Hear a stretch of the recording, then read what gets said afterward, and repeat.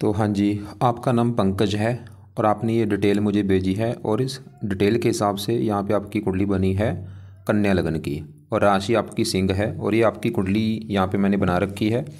आपने देखो जी, मुझे एक तो सवाल लिखा है कि अपने कैरियर के बारे में पूछा है, कामकाज के बारे में। दूसरा आपने बोला है विदेश का योग है या नहीं, है या नहीं। ये आपने एक दो सवाल लिख के भेजे हैं।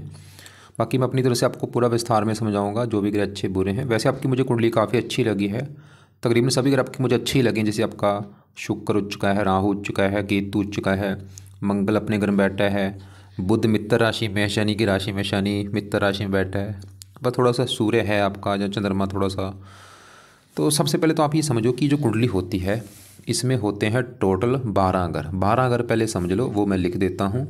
ये है आपकी कुंडली में पहला घर है, ये है दूसरा घर, तीसरा घर, चौथा, पाँचवा, ये है छठा घर, सातवां, आठवां, नौवां, 10वां, 11वां और लास्ट वाला 12वां घर। अब ये जो 12 घर हैं, इन घरों से आपके जीवन के बारे में कुछ ना कुछ पता किया जाएगा। जैसे कि पहले घर से हम पता करेंगे आपका जो शरीर है वो कैसा होगा, हेल्थ कैसी होगी, स्वभाव कैसा होगा। दूसरा घर आपके है धन का घर, तीसरा घर छोटे भाई बहनों का है, चौथा घर आपकी है माता, मकान, वाहन, पाँचवा घर बच्चों का है, छठा घर शत्रु, रोग, कर्जा, सातवां घर है आपकी पत्नी का घर, आठवें घर से आपकी उम्र देखेंगे, नौवें घर से भाग्य देखेंगे, 10वां घर काम काज का है, 11वां घर आमदनी, लाभ, इच्छा पूर्ति और 12वें घर से आपके खर्चे देखे जाएंगे। आपने भाई मेरी यहाँ पे दो बातें नोट करनी है। पहली बात, जो मैंने 12 घर लिखे हैं इनको याद कर लो, और दूसरी बात, इन 12 घरों से जो कुछ देखा जाएगा वो याद कर लो। और अब आप ये देखो कि अपने कुंडली में क्या देखना है, वो घर देख लो। मान लो आपने देखना है, अपने धन के बारे में जानना है कि धन के रिगार्डिंग कुंडली कैसी है, तो दूसरा घर होता है धन का घर। तो धन के बारे में जानने के लिए दूसरा घर देखना पड़ेगा।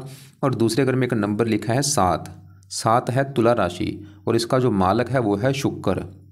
तो धन के बारे में जानना है, हमें शुक्र को देखना पड़ेगा। ऐसे ही अगर आपके आपके बड़े भाई बहनों के बारे में जानना है, 11वां घर होता है बड़े भाई बहनों का और 11वें घर में नंबर लिखा है 4, 4 है कर्क राशि, मालक इसका है चंद्रमा। तो आपके बड़े भाई बहनों के लिए चंद्रमा को देखना पड़ेगा। तो आपको अभी मेरा कहने का मतलब समझ आ चुका है कि जो कुछ देखना है वो घर देखना है और घर का मालक देखा जाता है। अब ये एक बात और नोट करो, ये जो 9 ग्रह होते हैं इनका जो असर है आपके ऊपर हमेशा रहेगा, लेकिन ये ग्रह अपना असर आपको ज़्यादा कब देंगे, जब इनकी दशा आपके ऊपर चलेगी। तो सवाल ये है कि अभी आपके ऊपर दशा है किसकी। तो दशा जो है वो दो प्रकार की होती है, एक तो होती है महादशा, एक अंतरदशा। महादशा जो है काफ़ी बड़ी होती है, ये आपके ऊपर चली हुई है मंगल ग्रह की और ये आपके ऊपर 2021 में चली है। पिछले 3-4 साल हो चुके हैं, ख़त्म होगी जाके 28 में, अभी भी 3-4 साल की पड़ी है। तो हमने भी क्या देखा कि इन ग्रहों में से आपके ऊपर जो असर है वो बड़ा मंगल ग्रह है। अब मंगल का आपके ऊपर असर है 80%। मतलब अभी भाई आपकी लाइफ में जो कुछ आपके साथ हो रहा है 100 में से 80% वो कारण है मंगल ग्रह। जो भी आप मतलब काम कर रहे हैं अभी, जहाँ खा रहे हैं, पी रहे हैं, सोच रहे हैं, कुछ भी, मैं कारण उसको मंगल बोलूँगा। कुछ कारण आपके ऊपर है बुध का, क्योंकि इसकी है अंतरदशा। ये जनवरी 25 से चली है, अभी 1-2 महीना हुआ है, ख़त्म जनवरी 26 में होगी। तो हमने भी क्या देखा कि आपके ऊपर जो असर है बड़ा वो इस मंगल का है और दूसरा है बुध ग्रह का। तो सवाल ये है कि दोनों ग्रह अच्छे हैं जब बुरे, वैसे दोनों ग्रह आपके अच्छे हैं, ये अच्छे वैल्यू देंगे। लेकिन आपके देखो जी, सबसे पहले आपके मैं यहाँ पे बात करता हूँ, ये शुक्र की बात करूँगा, 7वां घर जो है क्योंकि असर आपके ऊपर सभी ग्रहों का है, बस असर ज़्यादा मंगल का है। 7वां घर जो है, पहले ये समझो किसका होता है। 7वां घर है आपकी पत्नी का घर है। अगर आपकी हमने पत्नी के बारे में जानना है, पत्नी कैसी होगी, 7वां घर देखा जाएगा। और आपको मैंने अभी क्या बोला था, घर का मालक देखना है। तो पत्नी के लिए 7वां घर, और 7वें घर में लिखा है नंबर 12, 12 है मीन राशि, मालक ये गुरु देखना पड़ेगा आपकी पत्नी के लिए कि गुरु अच्छा है या बुरा है। और गुरु के अलावा 7वें घर में क्योंकि देखो शुक्र आके बैठा है, शुक्र को भी देखना पड़ेगा। तो 2 ग्रह देखने पड़ेंगे आपकी अगर पत्नी के बारे में जानना है, गुरु और शुक्र। पहले मैं 7वें घर के मालक गुरु की बात करूं कि गुरु का अच्छा है या बुरा। गुरु आपका मुझे अच्छा लगा है, क्यों? क्योंकि ये जहाँ बैठा है 9वां घर है, उससे 9वें घर से देखा जाता है भाग्य। घर अच्छा है, 9वां गुरु इस घर का कारक भी है। और गुरु अब अच्छे फल क्या देगा, गुरु मैंने बोला पत्नी के घर का मालक, मतलब पत्नी जाके बैठी है 9वां घर भाग्य घर में। गुरु ये दिखा रहा है कि आपकी पत्नी के आने के बाद आपका भाग्य साथ देना शुरू हो जाएगा, गुरु ये दिखा रहा है। और गुरु और भी अच्छे फल देगा। अब गुरु देखो जी, साथ में घर में पत्नी घर में शुक्र बैठा है। सवाल कि ये कैसा है? शुक्र तो बड़े लेवल पे अच्छा है। क्यों अच्छा है? शुक्र जहाँ बैठा है साथ में घर में, वहाँ पे जो 12 लिखा है मीन राशि में उच्च का बैठा है। एक बात मेरी और नोट कर लो, ये जो 9 ग्रह होते हैं, सवाल ये भी है कि अच्छे बुरे फल देते क्यों हैं? इनका कुंडली में अपना घर होता है। अगर अपने घर में बैठे हैं बहुत अच्छे फल देते हैं, उच्च के बैठे हैं वहाँ पे भी अच्छे फल देते हैं, दोस्त के घर में बैठे हैं वहाँ पे भी अच्छे फल देंगे। लेकिन अगर ये ग्रह अगर नीच का बैठे अच्छे फल नहीं देते। आपका वैसे कोई ग्रह नीच का नहीं बैठा, जो कि आपके लिए अच्छी बात है। अब शुक्र क्यों अच्छा उच्च का बैठे? जो 12 है मीन राशि में उच्च का बैठा। अब शुक्र अच्छे फल देगा क्या? कहाँ बैठा है? पत्नी घर में बैठा है उच्च का। तो शुक्र भाई पत्नी का सुख बहुत अच्छा देगा आपको। पत्नी आपकी शुक्र की वजह से बहुत ज़्यादा सुंदर होगी, दिखने में बहुत ज़्यादा सुंदर होगी, वो आकर्षक होगी, उसको गीत संगीत कला में रुचि होगी। और शुक्र इस कुंडली में 2 घरों का मालक है। एक तो शुक्र का घर है, ये दूसरा घर मैंने बोला था, दूसरा घर है आपके धन का घर। धन के बारे में जानना है। दूसरा घर, दूसरे घर में लिखा है नंबर 7, 7 तुला राशि, मालक बना शुक्र। तो धन चला गया पत्नी के घर में। शुक्र ये दिखा रहा है कि आपकी पत्नी के आने के बाद आपके जीवन में धन आना शुरू हो जाएगा। जब आपकी पत्नी आएगी, जब आपका विवाह होगा, तो आपकी भाई किस्मत में धन आना शुरू हो जाएगा। और शुक्र इस घर का भी मालक है 9वें घर का, जहाँ से देखा जाता है भाग्य। क्योंकि 9वें घर में 2 लिखा है, 2 है वृष राशि, मालक है शुक्र। तो भाग्य जाके बैठा है पत्नी घर में। 2 घरों का मालक है शुक्र, भाग्य घर का भी मालक है, धन का भी मालक है। तो धन पत्नी घर में है, भाग्य चला गया पत्नी घर में। शुक्र ये धारा कि आपकी पत्नी के आने के बाद आपका भाग्य भी साथ देना शुरू हो जाएगा भाई। मतलब आपकी पत्नी का पक्ष मुझे कुंडली में बहुत अच्छा लगा है। क्योंकि 7वें घर का मालक गुरु देखा था हमने, वो भी भाग्य घर में बैठा है। और पत्नी घर में आके शुक्र भाग्य घर का मालक है, धन का मालक है। और यहाँ पे स्थान परिवर्तन योग भी है। शुक्र है गुरु घर में, गुरु है शुक्र घर में। गारंटी है पत्नी का सुख बहुत अच्छा मिलेगा। और बल्कि पत्नी के आने के बाद किस्मत आपकी चमक जाएगी, आपके जीवन में धन आना शुरू हो जाएगा। तो आपको मैं मेरा समझाने का मकसद ये है कि भैया आप कोशिश करो, अगर आपका विवाह नहीं हुआ विवाह कराओ आप। क्योंकि विवाह होगा तभी आपकी किस्मत चमकेगी। कुंडली ये दिखा रही है आपकी। बल्कि पत्नी आपकी बहुत अच्छी होगी, गुणी होगी, समझदार होगी, पत्नी से अच्छी बनेगी, पत्नी दिखने में आपकी सुंदर होगी बहुत ज़्यादा। अब ये तो हो गए शुक्र गुरु की हमने बात की। अब आपके देखो जी, हम बात करते हैं यहाँ पे 5वें घर में बैठे बुध की। पहले समझो 5वां घर किसका है। 5वें घर से देखा जाएगा आपके बच्चों के बारे में, मतलब संतान के बारे में। इसके अलावा 5वां घर आपकी पढ़ाई का भी, आप कितने पढ़े लिखे होंगे, कितने बुद्धिमान होंगे, 5वां घर देखा जाएगा। और बात वही है, घर का मालक देखो तो 5वें घर में क्या लिखा है 10 मकर राशि मालक, ये शनि देखना पड़ेगा। और शनि कहाँ बैठा है? 9वें घर में, भाग्य घर में। एक अच्छा घर है 9वां। और 9वें घर में यहाँ पे जो 2 लिखा है शुक्र का घर है। और शनि शुक्र को दोस्त मानता है, मतलब शनि भी आपका भाई बहुत अच्छा है। क्योंकि घर भी अच्छा है 9वां, और दोस्त का घर में बैठा है। और इस कुंडली में योग कारक भी है। अब शनि अच्छे फल क्या देगा? संतान के घर का मालक, मतलब संतान जाके बैठी है भाग्य घर में। शनि ये दिखा रहा है कि आपकी संतान होने के बाद भी आपका भाग्य साथ देना शुरू हो जाएगा। संतान का सुख मतलब अच्छा मिलेगा। अब संतान के घर में बुध भी बैठा है, तो बुध को भी देखना पड़ेगा। बुध जो है 5वें घर में, यहाँ पे शनि घर में बैठा है। और बुध शनि को अपना दोस्त मानता है। तो बुध भी इस 5वें घर का अच्छा कर देगा। और 5वां घर संतान का घर है। बुध आपको संतान का सुख अच्छा दे देगा। 5वां घर पढ़ाई का आपको पढ़ा लिखा बनाएगा, बुद्धिमान बनाएगा। और बुध ऐसे मैंने देखा है, वैसे बुध कई बार लड़कियां ज़्यादा पैदा कर देता है आपके। हो सकता है पहले 1-2 लड़की हो सकती है, पहली तो लड़की होने के काफ़ी चांस हैं। लेकिन आपकी जो संतान है वो काफ़ी बुद्धिमान होगी, पढ़ी लिखी गुणी होगी। और बुध आपको भी काफ़ी पढ़ा लिखा बनाएगा, संतान का सुख अच्छा। और बुध की वजह से ऐसे मैंने लोग देखे हैं, मेडिकल लाइन हो गया, कंप्यूटर लाइन हो गया, इनके जानकार होते हैं। और बुध इस कुंडली में 2 घरों का मालक, मतलब बैठे इस घर में, दोस्त घर में। लेकिन बुध के अपने जो घर है, बुध का ये पहला घर और 10वां, ये बुध के घर हैं। क्योंकि पहले घर में देखो 6 लिखा है, कन्या राशि है, मालक बुध। पहला घर आपका है शरीर। अगर आपका हमने शरीर देखना है, हेल्थ देखनी है, आपका स्वभाव रंग रूप देखना है, तो पहले घर के मालक बुध को देखा जाएगा। मतलब बुध आपका जो है, क्योंकि अच्छे तो बुध आपके शरीर को अच्छा करेगा, आपकी हेल्थ अच्छी रखेगा, स्वभाव अच्छा, रंग रूप अच्छा, पर्सनैलिटी अच्छी। और 10वें घर का मालक है, काम काज के लिए अच्छा है। तो आपके देखो जब मंगल की बात करें, जिसकी आप बड़ी दशा, मंगल जहाँ बैठा है ये है तीसरा घर। तीसरा घर होता है छोटे भाई बहनों का घर, छोटी यात्राएं, पराक्रम, उद्यम, मेहनत, साहस, ऐसी चीज़ें हम तीसरे घर से देखते हैं। और फार्मूला है घर का मालक देखो तो तीसरे घर में लिखा है 8 है वृश्चिक राशि। मालक कौन बना? मंगल। कहाँ बैठा है? इसी घर में बैठा है। मंगल आपका बहुत अच्छा है। क्यों? क्योंकि तीसरा घर जो है वो उसी का घर है, अपने घर में बैठा है वो, रुच को योग बना है। तो मंगल क्या करेगा? तीसरे घर का अच्छा कर देगा। तीसरा घर है छोटे भाई का, अगर आपका भाई कोई छोटा भाई होगा उसके लिए अच्छा है। आपको काफ़ी पराक्रमी बनाएगा, मेहनती बनाएगा, उद्यमी बनाएगा, साहसी बनाएगा। और मंगल इस 8वें घर का भी मालिक है, जहाँ पे एक लिखा है मेष राशि मालिक मंगल। मंगल आपकी उम्र भी काफ़ी लंबी कर देगा और भी हज़ारों अच्छे फल देगा। तो आपके अब यहाँ पे बात करते हैं चौथे घर में बैठे केतु की और 10वें घर में बैठे राहु की।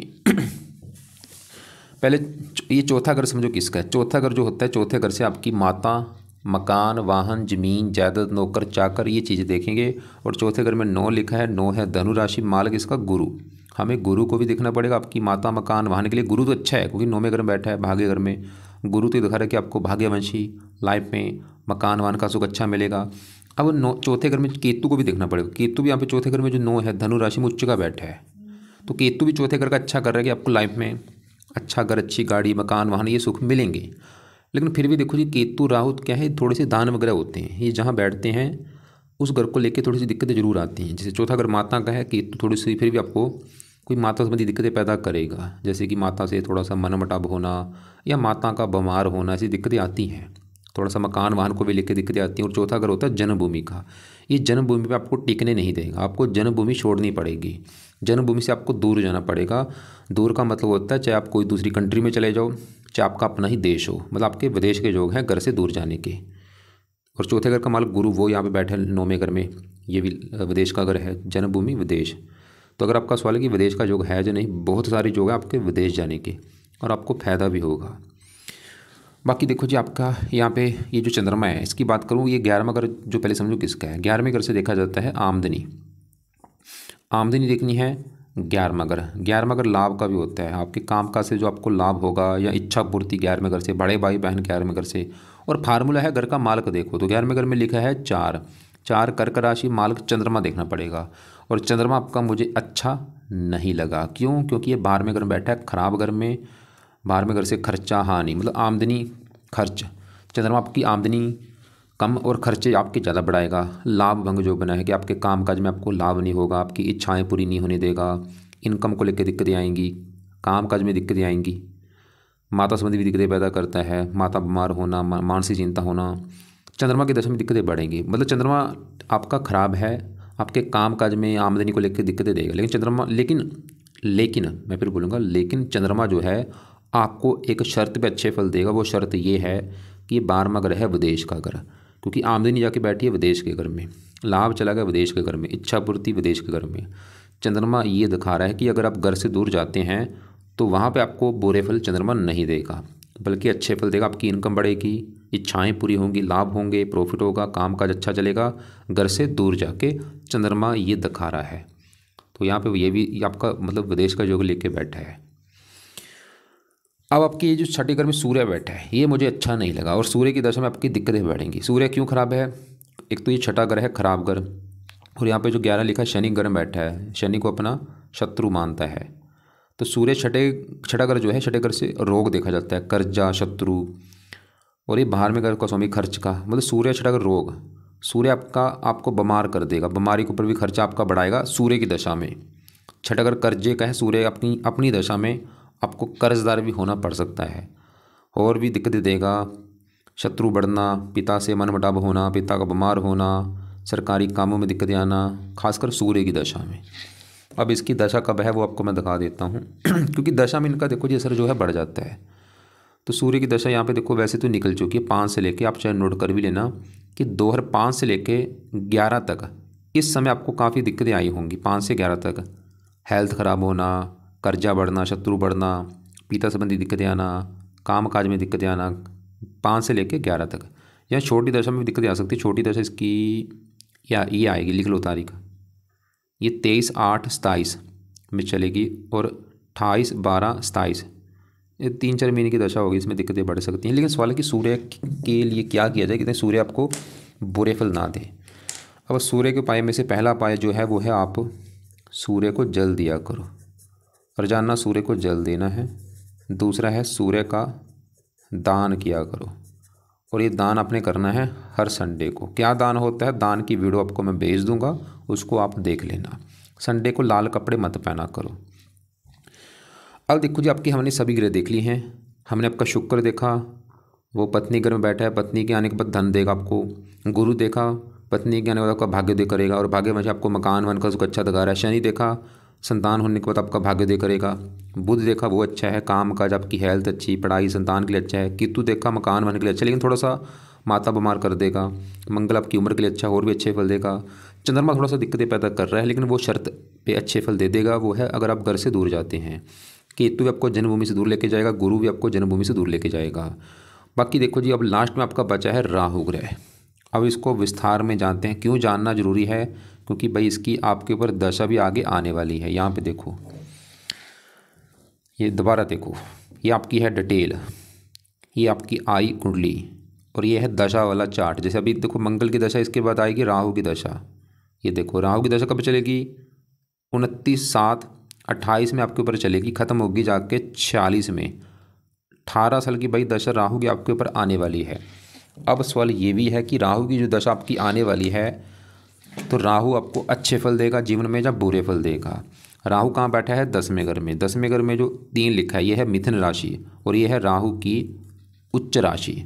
और एक बहुत अच्छी बात है कि राहु आपका उच्च का बैठा है, क्योंकि मैंने आपको बोला था ये जो ग्रह हैं अगर उच्च के बैठे होते हैं बहुत अच्छे फल देते हैं। दोस्त के घर में बैठे हैं अच्छे फल देते हैं, अपने खुद के घर में बैठे हैं अच्छे फल देते हैं।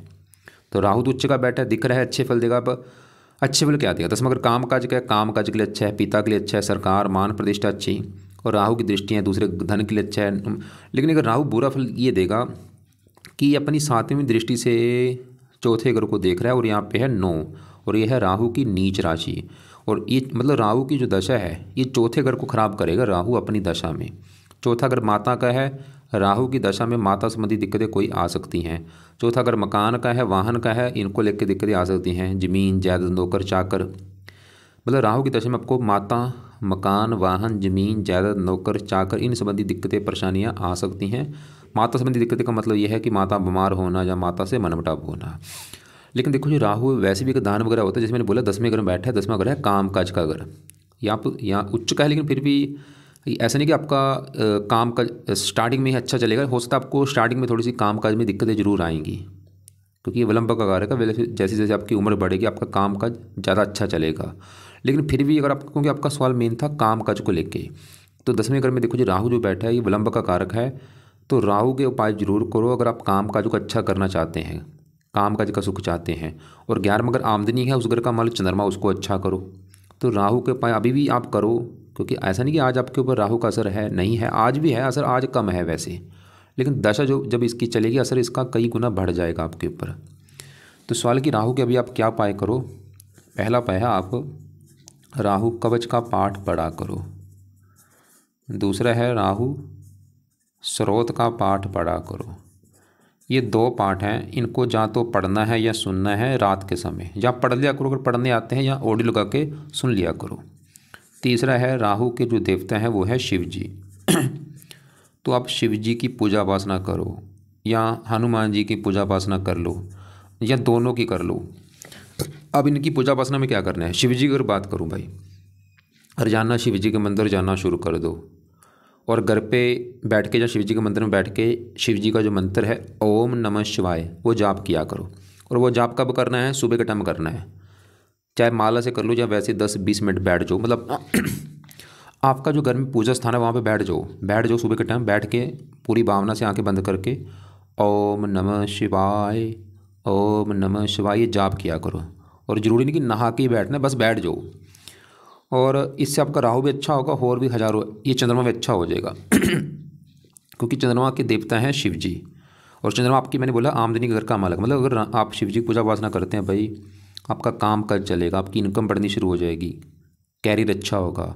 और हो सके तो शिव जी के मंदिर भी जाया करो, और जाना या एक टाइम जरूर जाओ। और शिव जी चालीसा हो गया, ऐसे पाठ भी पढ़ लिया करो। और अब हनुमान जी के लिए मैंने क्यों बोला? क्योंकि राहु जो है हनुमान जी के भक्तों को भी बुरे फल नहीं देता। तो आप कोशिश करो रोजाना हनुमान जी के मंदिर जाने की। रोजाना नहीं जा सकते तो हफ्ते में 3-4 दिन तो जाया करो, और हनुमान जी के जो पाठ है वो पढ़ा करो। जैसे रोजाना सुबह टाइम आप हनुमान चालीसा पढ़ लो, संकट मोचन पढ़ लो, और शाम को बजरंग मन पढ़ लो, अंगारक स्रोत पढ़ लो, ऐसे पाठ पढ़ा करो।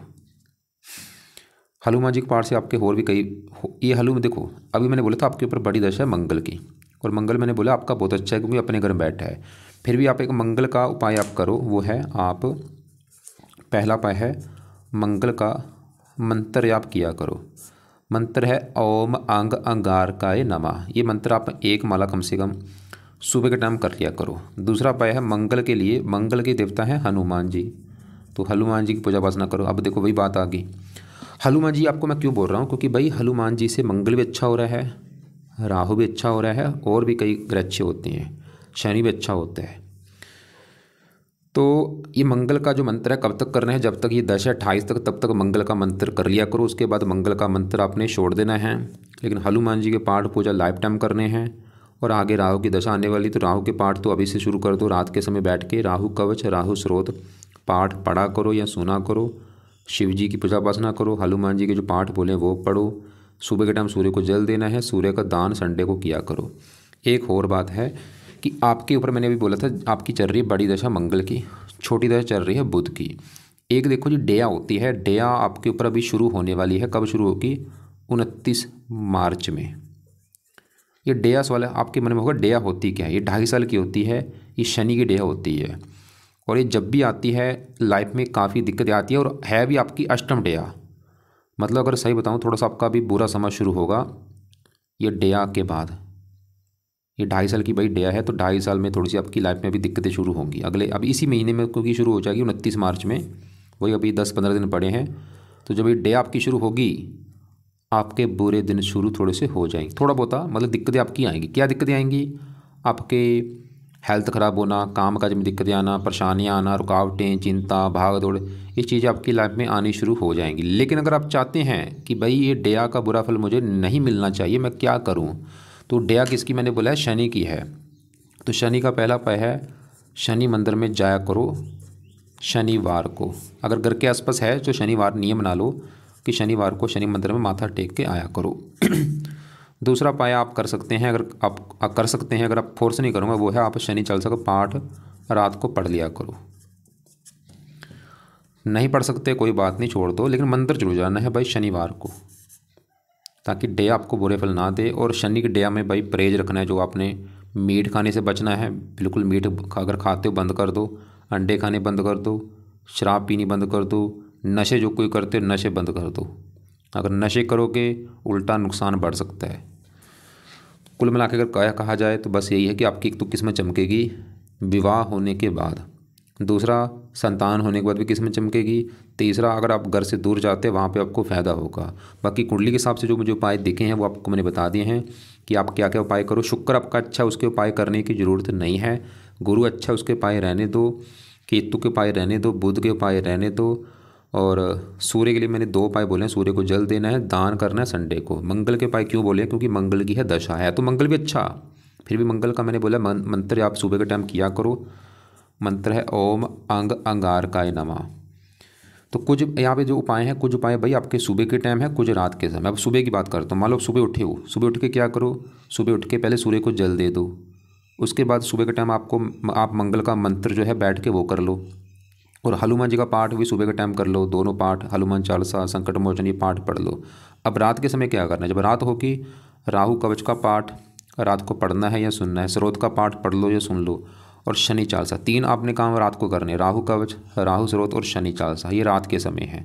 इसके अलावा आपको मैंने शिव जी का जो मंत्र बोला है वो भी आप सुबह के टाइम करना, ओम नमः शिवाय, सुबह के टाइम करना है, जल्दी उठ के 5, 6, 7 बजे, जितना आप जल्दी उठते हो फ़ायदा होगा आपको। तो शिव जी का जो मंत्र है आप सुबह भी कर लो, शाम को भी कर लो, कोई बात नहीं, दोनों टाइम कर सकते हो। हनुमान जी का मंत्र सुबह शाम कर लो, और शनि मंदिर जाने के लिए बोला शनिवार को। बाकी देखो जी, उम्मीद करता हूँ आपको जो मैंने समझाया समझ आ चुका होगा। सूर्य का दान बोला है आपको संडे को किया करो। दान सूर्य का क्या होता है आपको मैं वीडियो भेज दूँगा। तो एक बार आपके द्वारा मैं सवाल देख लेता हूँ, आपने सवाल क्या क्या लिख के भेजे हैं। आपने लिखा है भाई रत्न नहीं है कोई। रत्न आप पन्ना धारण कर सकते हैं, बुध का पन्ना। ये आप राइट हैंड की छोटी उंगली में धारण कर लेना, चांदी में जड़वा के शुक्ल पक्ष के पहले बुधवार को। और धारण करने से पहले कच्चे दूध में या गंगा जल में धो के धारण कर लेना। अभी अगर आपका बजट नहीं है, मैं ये नहीं बोलूँगा कि आज ही कर लो, जब भी कभी बजट होगा पन्ना धारण करना। आपने देखो जी कौन से रत्न धारण नहीं करने, मोती का भी धारण मत करना, गोमत धारण नहीं करना, लहसुनिया धारण नहीं करना, सूर्य का मानिक्य धारण नहीं करना, नीलम धारण नहीं करना, पुखराज धारण नहीं करना, मूंगा धारण नहीं करना, सिर्फ पन्ना धारण करना है। वो आप जब भी कभी बजट होगा वो कर लेना। और एक आपने बोला सवाल है कि कैरियर कैसा रहेगा। कामकाज के घर में देखो राहु बैठा है, राहु वैसे उच्च का है, फिर भी राहु थोड़ा सा आपका काम का जो सेट होने में टाइम लगाएगा, इसलिए तभी आपको मैंने राहु के पाठ बोले हैं। तब पाठ पढ़ो ताकि काम काज आपका जल्दी अच्छा हो जाए। और 11 में अगर आमदनी लाभ का है, उस घर का मालिक चंद्रमा वो भी देखो खराब है, और उसके लिए मैंने शिव जी की पूजा उपासना बोली है। तो शिव जी की पूजा उपासना आपका राहु भी अच्छा हो रहा है, चंद्रमा भी अच्छे हो रहे हैं। फॉरेन जाने के काफ़ी बड़े लेवल पे योग हैं, आपको जाना चाहिए। वेट आपने 85 लिखा है, तो आप पन्ना जो है 8.25 रत्ती का पन्ना धारण कर लेना। हरे कपड़े पहन सकते हो, पीले पहन सकते हो, चमकीले रंग बिरंगे। कौन से कपड़े कम यूज़ करो, संडे को लाल कपड़े मत पहना करो। और बाकी अभी भी अगर आपको लग रहा है कि अभी भी कुछ पूछना है आपने, कोई बात समझ नहीं लगी हो, तो आपका जो सवाल है वो व्हाट्सएप पे लिख के मुझे भेज देना, या मुझे कॉल करके दोपहर को पूछ लेना।